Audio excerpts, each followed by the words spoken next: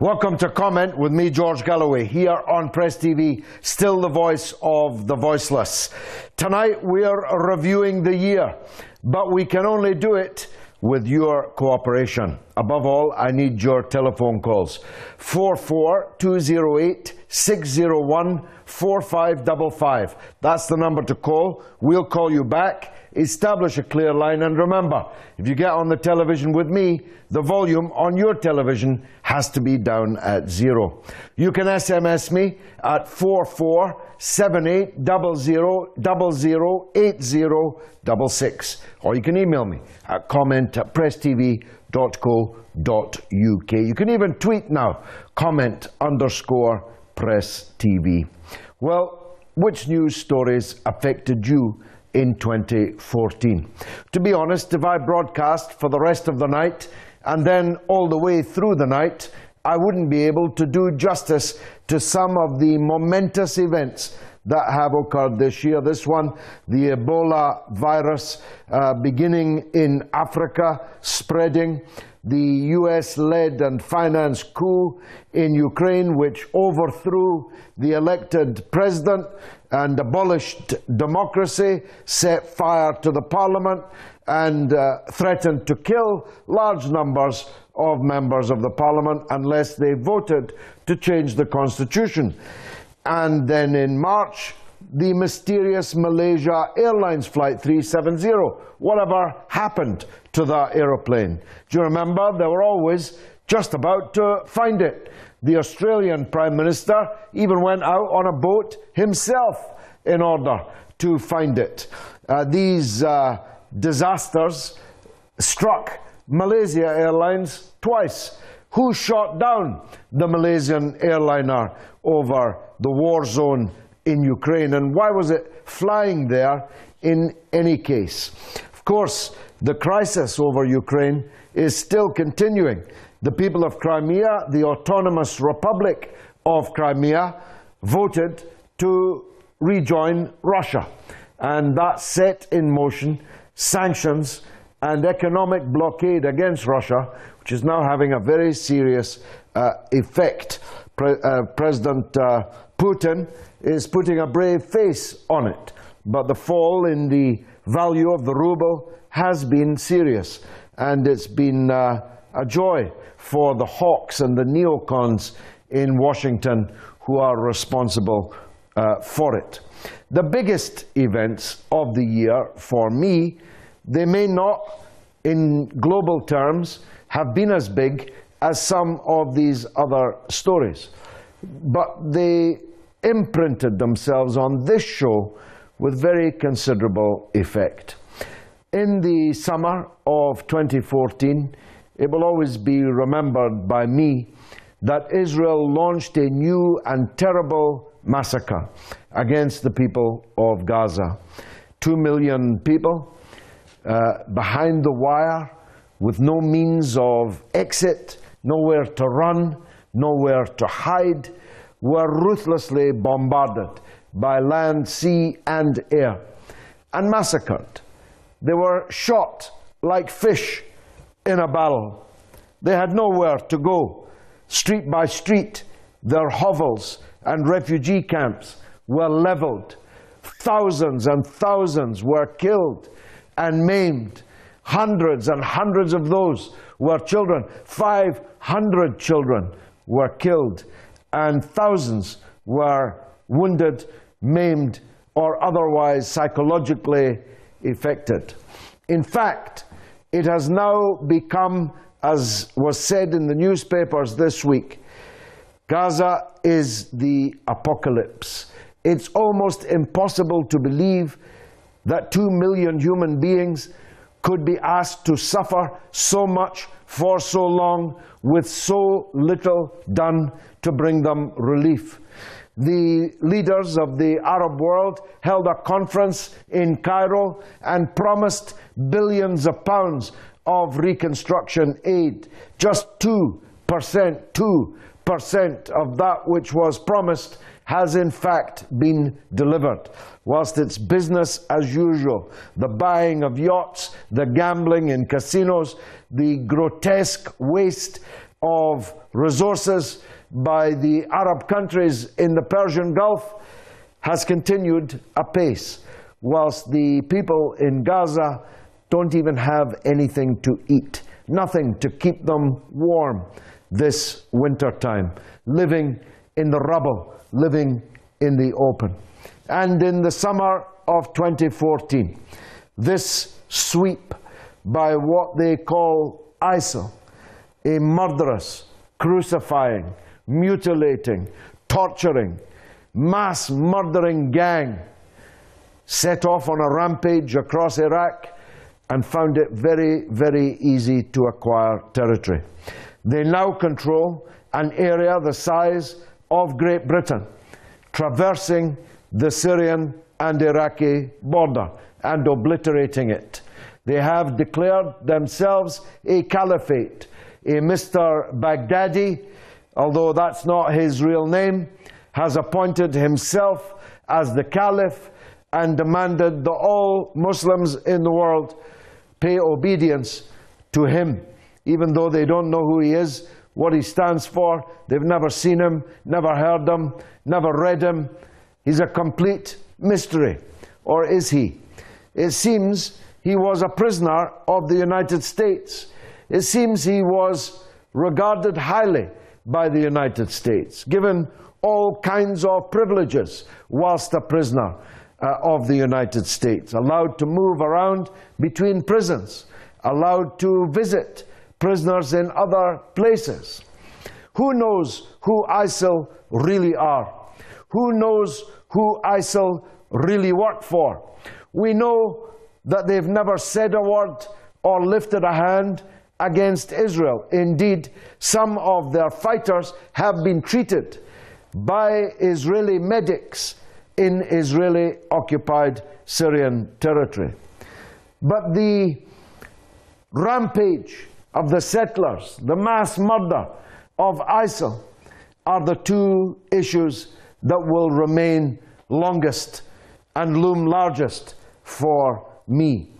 This, you'll recall, the beating of an American citizen, the terrible suffering in Gaza, the multiplication of Israeli settlements on the West Bank, the closure of the Al-Aqsa Mosque, the rampages over the Haram al-Sharif by settlers, soldiers, and police officers. These are the images that will remain longest for me. But I want to hear from you what news stories affected you most in 2014. Mohammed is always worth hearing.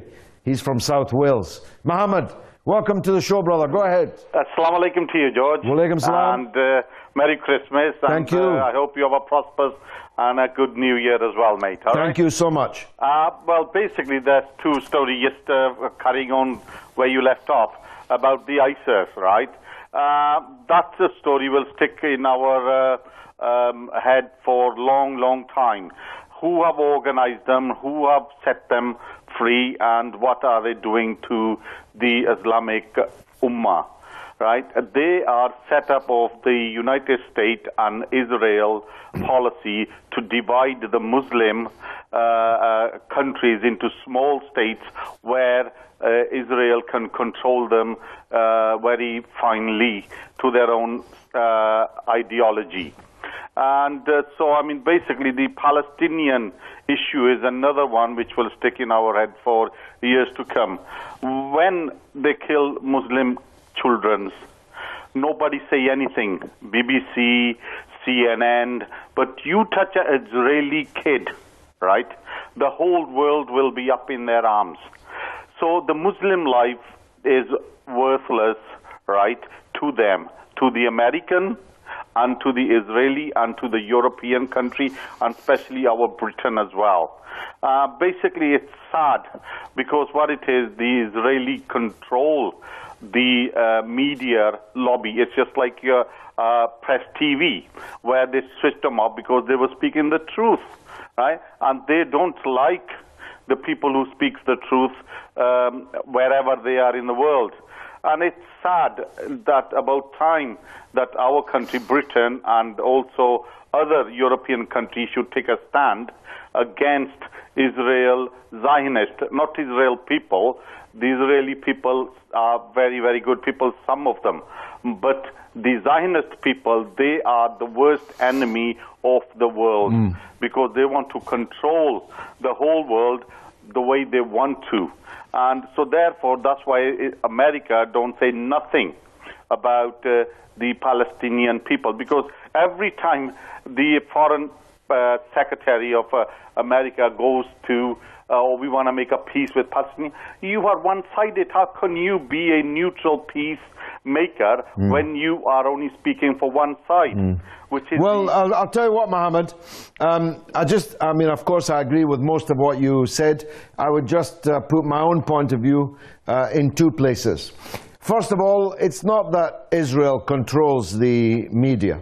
It's that the media is on Israel's side. They don't need anybody to control them. There's no one in Tel Aviv calling the BBC and asking them to twist and distort and cover up stories in Israel's interest. There's no need for that. The BBC, because it is a state broadcaster, faces in the direction that the British state wants them to face. They are slavish, obedient to the British state's policy diktats. And for the moment, because we haven't yet changed the orientation of the British state's interests lie with Israel, whoever is running it and whatever Israel is actually doing. I don't know if the West, Israel, set up ISIL. I suspect that they probably did not. But there is no doubt in my mind that they might as well be creations of Israel and the West. They might as well. Why do I say that? Because the conduct of ISIL has done more damage to Islam, has caused more carnage and more terror amongst the Arabs than anything in history, I would argue. The image, the pristine image of Islam as a religion has been utterly swamped by the pictures and the videos and the actions carried out by these people. I cannot get that scene out of my mind. These young boys, how they must have felt when they saw, after they got off the truck, a line of people about to murder them. If they were lucky, they were murdered in cold blood by bullets. If they were unlucky, they were mutilated for the edification of some of the worst, most disgusting human beings that I have ever encountered. And I have encountered many ugly human beings. Mohammed, thanks for the call. Rafiq is in Leicester. Rafiq, what affected you most in 2014? Shocking superpowers playing the game like playing a game of dominoes. Like you said, ISIL is, I believe ISIL has been created by America. And that's just a game. I mean, they're not coming with the big weaponry where all the allies have to go back to Iraq and fight over that. I believe that this is all creation. It's a monopoly game, actually. It's all because of oil and the safety of Israel. Israel is not, I don't class it Israel, but it's America, actually. If it was in America, Israel wouldn't be there. I believe that it's going to the dangerous position at the moment, the war. I mean, ISIL is just a name who's been created by America, and and this is going to be dangerous for all Arab countries. And they can't, I mean, just imagine they're fighting in Iraq now, and then we see in Syria, and America's bombing both sides. We don't see people there. We only hear, oh, hundreds been killed. But this all, I think, it's just a game, I think, because if ISIL can go as far as Golden Heights, if it's Islamic State, they would have attacked Israel. They didn't do nothing. No, they never have.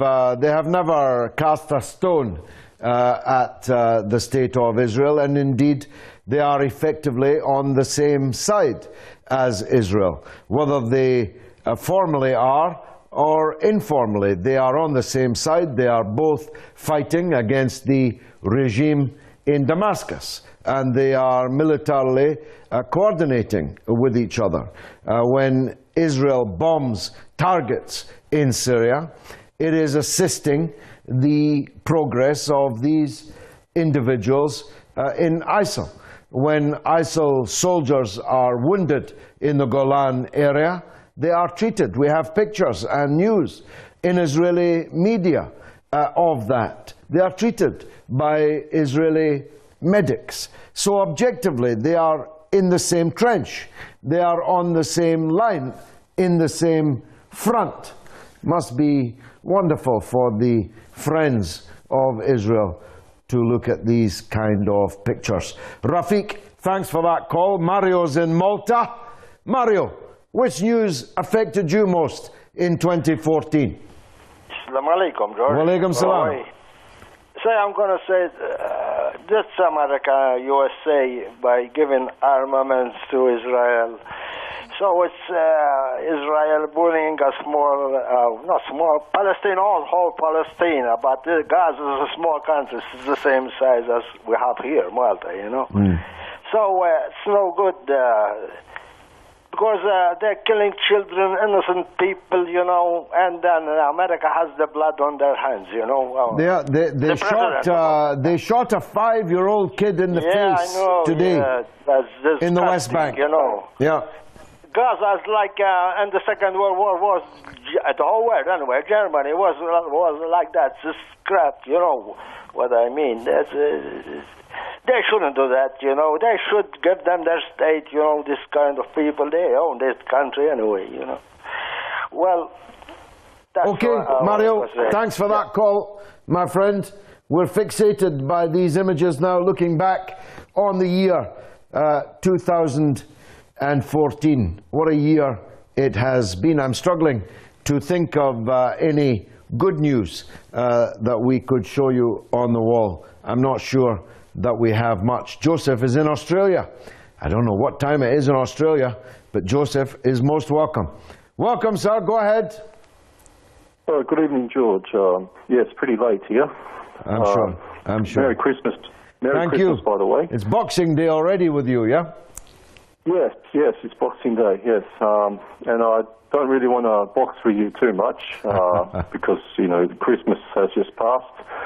And you mentioned something about the ISIL terrorists being treated by the Israelis. Yes. The wounded soldiers.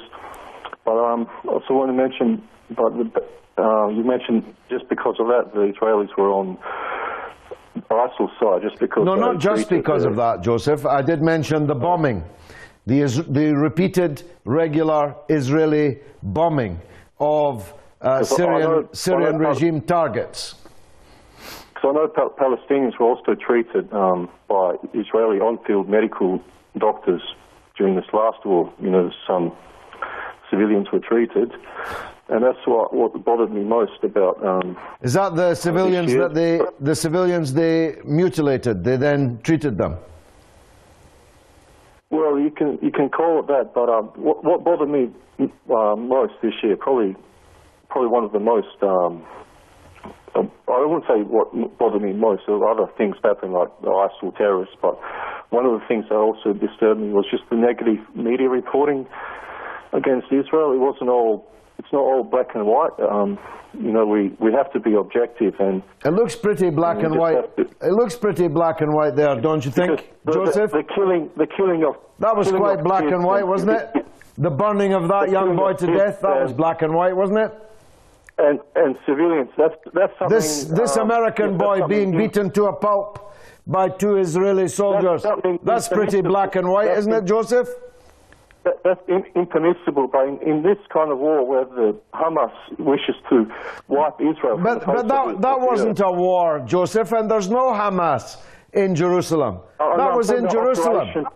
That was an American citizen in Jerusalem being beaten to a pulp by Israeli soldiers.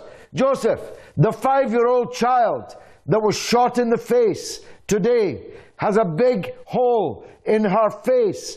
A 5-year-old boy with his 14-year-old sister were both shot getting off a school bus in the West Bank. There's no Hamas there.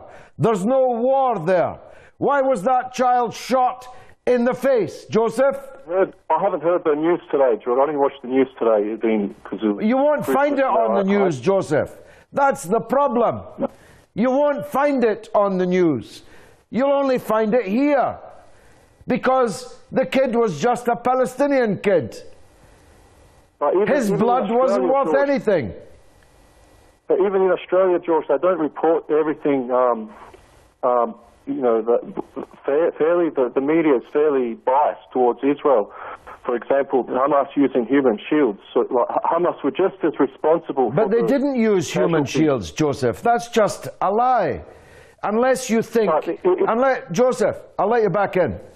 Jeremy Bowen, the highly respected head of Middle East reportage for the BBC for the last 30 years, who was there in Gaza throughout the conflict, explicitly stated that and Gaza's a very small place, that he never saw any such thing as Hamas using civilians as human shields. It's just a lie, Joseph. It's just a propaganda lie. Your namesake, Joseph Goebbels, the Gauleiter, propagandist of Hitlerism, he invented this. If you tell a lie, make it a big one.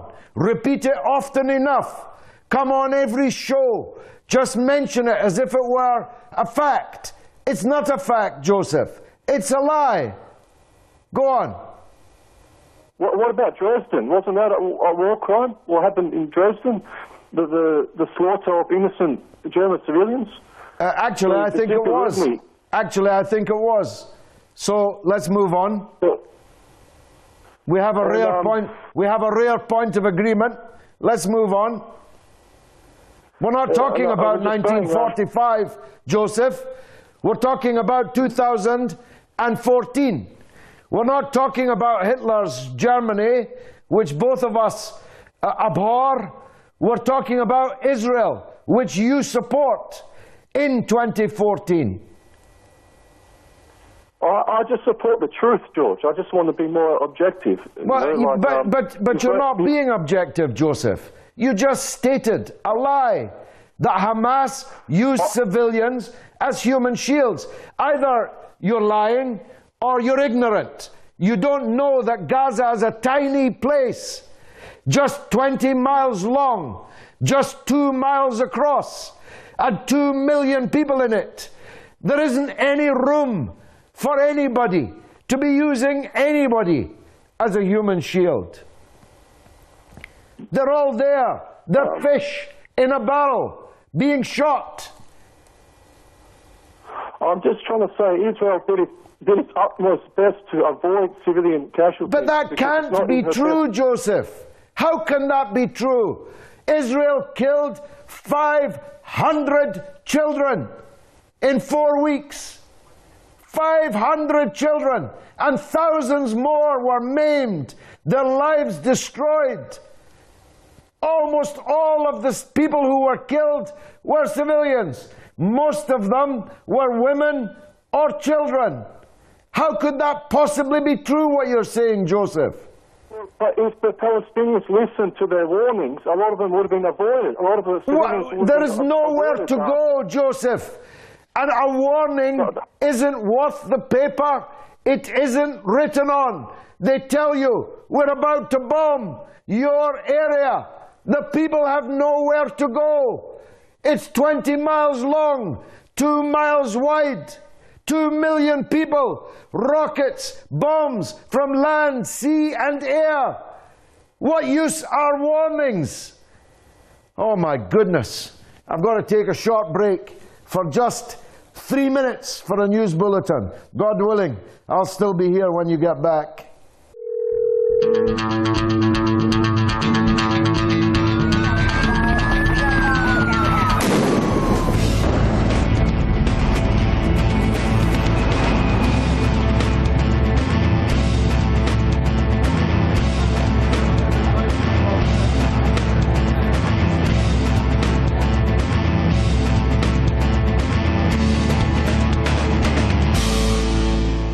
Welcome back to Comment with me, George Galloway, here on Press TV, still the voice of the voiceless. Well, we've certainly shaken any Christmas Day torpor from everyone around here, and I hope in the living rooms where you're watching, with that last call from Joseph in Australia. Joseph, as his namesake recommended, told a few very big lies and kept repeating them. And it's the middle of the night in Australia. And it's a wonder that he found his way onto the switchboard to talk to me. I wonder indeed. I'm asking which news stories affected you in 2014. Here are some more of them. The US police are killing innocent black men all over the place. The choking, I can't breathe, of that man, emblematic. Another Malaysian airliner, as I mentioned earlier, going down over the war zone in Ukraine. No one knows how it was brought down. No one knows why it was flying there. But it was the second disaster for Malaysia Airlines in the course of just 1 year. And no answer to either of those mysteries. Another black man, Michael Brown, killed in Missouri, in Ferguson. There was another nearby Ferguson, killed just today or yesterday. But the uproar has spread throughout the country. It seems that American police officers, overwhelmingly white officers, have permission to shoot to kill anyone who's black and who shows up on the street. At least that's how it looks to black people. Black people in their tens of millions who were brought there in the holds of ships, chained to the decks as slaves, and who had to wait for the right to go to the lavatory next to a white person until the 1960s. In fact, in some states, the early 1970s. Now, they're being gunned down like dogs in the street. It's a serious point, and it's one that's going to stretch into 2015. Now, we do take tweets, emails, and texts, and they come up here on the comment wall, the best of them. Let's see what they've got in store for me. Up here on the comment wall, here we are. I think we're going to tweets. What's this saying? I can't actually read it. The disappearance, controlling media, banking. No. Well, it depends what you mean by Zionists. You see, if you mean Jews, you're wrong. Most banks are not run by Jews. In fact, I can hardly think of a bank that's run by Jews. If you mean newspapers and television stations, I can't think of a single one that's run by Jews. Almost all of the outlets in media and banking are owned by non-Jews, but they are Zionists. They support Israel. If that's what you mean, then I'm with you. But if you mean it's the other way around, that somehow 7 million Israelis tell Rupert Murdoch what to do with these hundreds of newspapers and television stations around the world, you're wrong. It's just that Rupert Murdoch sees things the same way as the vast majority of the 7 million citizens in Israel. So I just think that you have to be very careful with this, not least because you're barking up the wrong tree. The tree we need to be barking up is why our country, our government, so identifies with the policies of the State of Israel. Why our country and the United States and Canada, to which I go in a moment, why are they so slavishly supporting Israel even when it is manifestly not in their interests and the interests of their own people so to do? Let's see if Doreen in Vancouver has a point of view on that. Welcome to the show, Doreen. Oh, hi, George. Hi, George. Merry Christmas. And to you, my dear. Lovely to hear your voice again. Oh, and I wish I could say that for the Palestinians in Gaza. How Indeed, it's a pretty miserable Christmas for them. Oh, how are those children managing with Christmas? And George, everything that's been said on your program today, you're absolutely right. We in Canada here, especially on the West Coast, we have hundreds of Josephs here. I am so sick and tired of hearing about Hamas and the children being used as human shields. Human shields, and then I say to them, do you know how big Gaza? You know what they say? Why don't they just leave? I said they can't leave. They're in a prison. Do you not understand that? And and these are Christian people that talk about going to church. And I say, and you want to know about these children that were killed and murdered? The program you had on, George, where the Palestinian father picked his child up and half of the head fell off. I put that on the internet and I sent it to these so-called friends I have. And I said, this is the beheading that the mainstream media didn't show you. How would you like to pick up your child and see his brains fall out? And that was just, they go, oh, I don't want to see that. Let's talk about something nice. They're totally, I don't know, they must be putting a lot of fluoride in the water because these people do not know what's really going on in this world. I had an elderly vet say to me, we should bomb the hell out of Putin. I said, do you know what you're saying? And he goes, oh, yeah, and they say, well, we get them over there. I said, we're in Vancouver. You can almost see Russia from here. You think you're going to be safe in your little dollhouse? No way. These people haven't a clue. The media that we have here is, and you can tell when it's a false flag, George, because they play it over and over again on all 6 channels. And you just listen to it, and it's, I just turn it off. People do not understand, and God help those children in Palestine, because I grew up post-war years in Liverpool, and I played on the bomb sites. We had no food, we had ration, we had no coal, no nothing. And these people here in Canada think it's a big joke about Hamas. Why doesn't Hamas change the name, and then that would throw them right off? Why don't they come up with another name? And but Doreen, it wouldn't make any difference. Before Hamas was ever invented, they said all the same things about the PLO, about President Arafat, about Fatah. Before Hamas ever existed, all the same things. Human shields, anti-Semitism, clauses in their constitution, driving the Jews into the sea. It's been going on now for 65 years. And it wouldn't make any difference if Hamas decided to disband and you never heard from them again.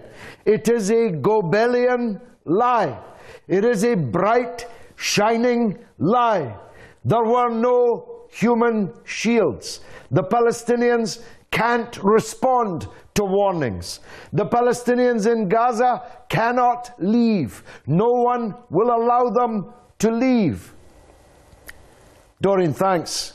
George, You made me cry. You made me cry George, there. Yeah, George, I don't know how.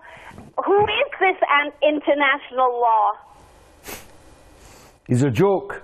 International law is a joke. Doreen, thanks for the call. I'm going back to the comment wall, and I'm going to take another tweet. Let's hope it's a better one.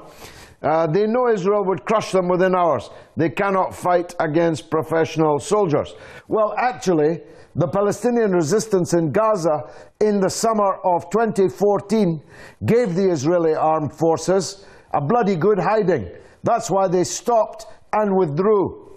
Ben Walker, by far the most affecting event of the year was Israel's brutal assault on Gaza and the UK government's refusal to condemn. Indeed. Andrew Mackay, Glasgow tragedy, absolutely gutted and had a horrific effect on me. Indeed, horrific. In the run-up to Christmas, 6 civilian people in George Square in Glasgow, 3 of them from the same family, were unaccountably, inexplicably mown down by a council refuse truck. Many others were injured. And this coming exactly to almost to the day, a year after a helicopter came down on top, a police helicopter came down on top of a Glasgow pub. Very, very sad and tragic indeed. Do we have some more on the comment wall? Let's take more. We do want to encourage tweets. Munich says, the disappearance of the Malaysian flight is unbelievable. It is. I mean, do you recall just how close we repeatedly were told we were to finding that airliner? Why was it never found? No trace. What about black box recorders? I was brought up to believe that these black box recorders were indestructible, that nothing could ever damage them or make them unobtainable. Where is the black box? That's what I'm asking. Nawab says, al-Baghdadi, ISIS leader, was trained in Israel. He is a Jew. ISIS was created to make greater Israel. That's why ISIS will not attack Israel. Its main aim is to spread disruption and break Middle East states, including Syria. You're either a fool or a knave. Either way, I'm not going to demean myself by dealing with the ludicrous point that you made. You need to understand something. There are plenty of Muslims all over the world, fanatic, takfiri, sectarian Muslims who are ready to do the kind of things that ISIL are doing. They're trying to do them right now here in our own country and in many other countries. There is a sickness in the Ummah that has to be extirpated before it destroys us all. And to imagine for a moment that these crimes that are being committed in Iraq and in Syria by people that were living amongst us until a few months ago, teenagers, people working in shops, restaurants, studying at our universities and colleges, that they're Jews? What kind of sickness do you have, man? Do you think we're going to solve this problem by living in denial in this way? There's too much denial in the Muslim Ummah. We have to go to the heart of the matter.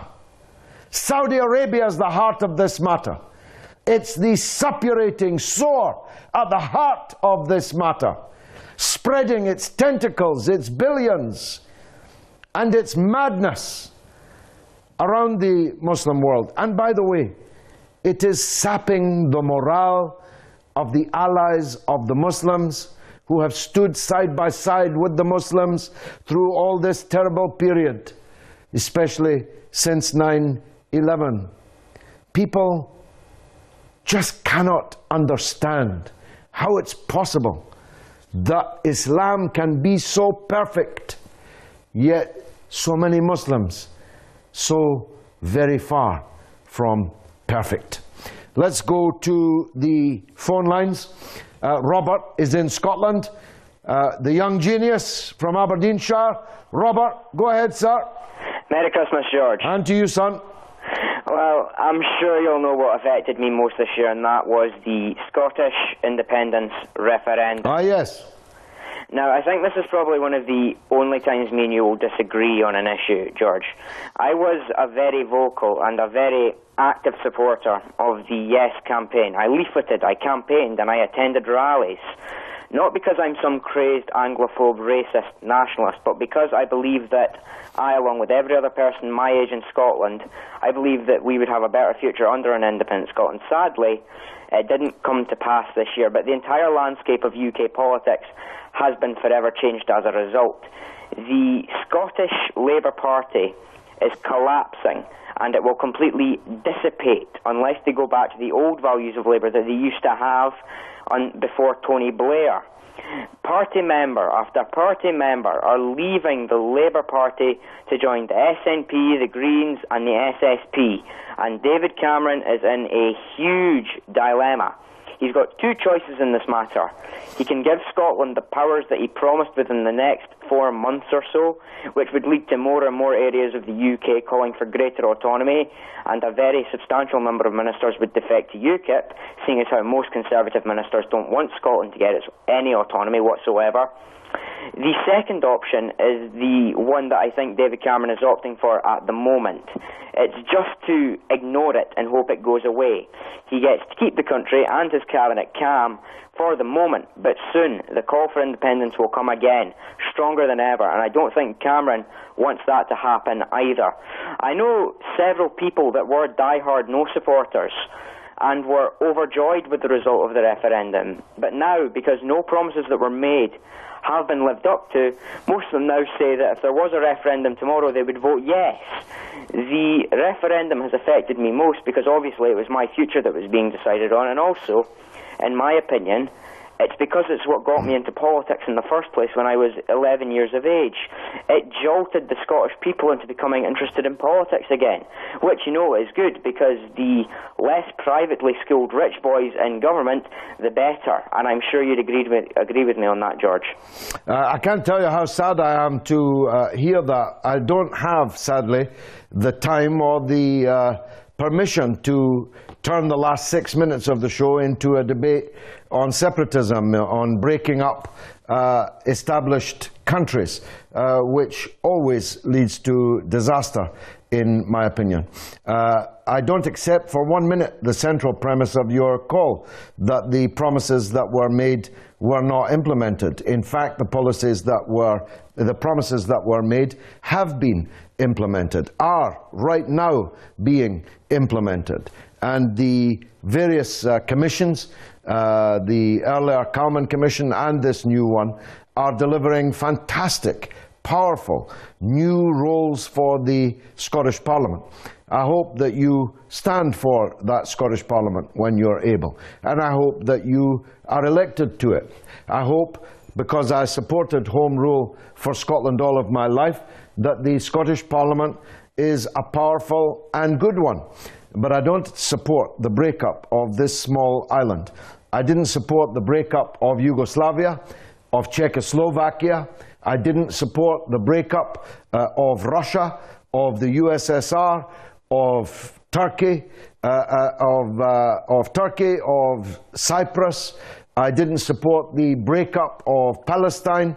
I don't support the breakup of established countries. Not in Spain, not in Italy, and not in Belgium, where we have separatists trying to make tiny Belgium 2 countries because the Protestant majority in Belgium doesn't want to live with the Catholic minority in Belgium. I have no time for any of that. This is an era where people need to come together as a countervailing force to the massive power of multinational corporate power, not make themselves smaller and smaller and smaller. And you don't get much smaller than 5 million, and that's what your independent Scotland would be. So I'm very glad that the independence referendum resulted exactly to the percentage point, as I predicted 4 days before on the BBC that it would. and I believe that it would again. Nana is in London. Nana, welcome to the show. You are the last caller. Okay. Good evening, George. Good evening. I want to wish you all the blessings from God to you and to all the team of Press TV. Thank you so much. It's moving and shaking everywhere. Too many shocking horrors on a daily basis. Where to start, where to go. But this year was the year that more than any time in the last 70 years past, the world has been able to see through the blood-soaked masquerades and lies, thanks to the internet, thanks to the one committed to the truth, thanks to you, George, thanks to Press TV and to the few other channels working hard and risking their lives for the lives of even their precious and brave journalists working for the truth. So may God protect and we you lost, all. We lost one of those, Nana. We lost our dear sister Shireen, who was murdered inexplicably. We haven't yet got the full facts, but she was threatened and then murdered in the course of her duty for Press TV over the course of the year. Go ahead, Nana. More than ever before, we watched unqualified leaders pushing the world to its destruction and pushing it to its perdition, and a very few wise leaders stopping them, thanks God, and making their weird decisions stopped and breaking them. We've reached the top of level of political madness, George.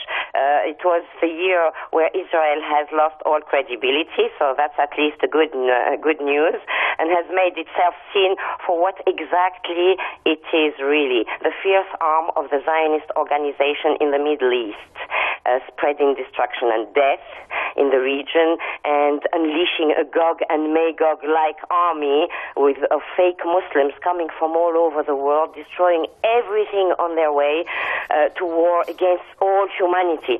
They are sent to make a bad publicity for the concept of Khilafah. So when the real Khalifa who deserves to be trusted emerges, nobody will take him seriously. A bloody year, George, made by the Zionists. It was, Nana, and that was a pretty good summary of it. As you say, there was some good news. The Palestinian solidarity movement in the world has never been stronger, and victory after victory is being won on the civic society level by the Palestinian forces. The Cuban government, the Iranian government, and the Russian government stood up to imperial power, and I believe will prevail. Next week we'll ask what's going to happen in 2015. God willing, join us then next week. Until then.